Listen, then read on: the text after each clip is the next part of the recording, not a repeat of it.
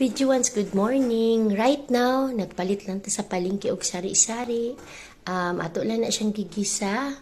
And then, timpla lang taog. Actually, pwede mo magamit og nam-nam. Nam-nam is a vegetarian seasoning.